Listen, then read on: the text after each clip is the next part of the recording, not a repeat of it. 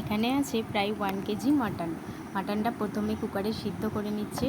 এটা পুরোটা আমার মা রান্না করছে। তো এখানে পেঁয়াজ, টমেটো, কাঁচা লঙ্কা রেখেছে আর আলুগুলো যেমন মাংসের ঝোলে হয় তো সেরকমই করে ভালো করে ভেজে নিয়ে জল দিয়ে একটু সিদ্ধ করে নিচ্ছে। তো এখানে আমার মা পুরো রান্নাটাই করছে উনুনে।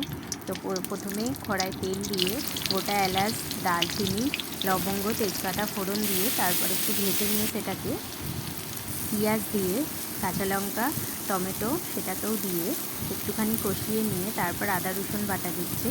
তো আদা রসুন বাটাটা দেওয়ার পর ভালো করে কষিয়ে নেবে। তো এখানে রঙের জন্য একটুখানি ব্যবহার করব কাশ্মীরি লঙ্কা। তো এতে হলুদ গুঁড়ো এখনও পর্যন্ত আমার মা দেয়নি, শুধু জাস্ট লঙ্কার গুঁড়োটাই দিয়েছে আর চিনি দিয়েছে জাস্ট সামান্য। তো তারপর মাটনটা যে সিদ্ধ করে রেখেছিল সেই মাটনটা দিল, তারপর হলুদ গুঁড়োও দিয়েছিল, সেটা স্কিপ করে গেছি। তো ঝোলের কালারটা লাস্টে এরকম এসেছিলো, পুরোটাই উনুনে করা।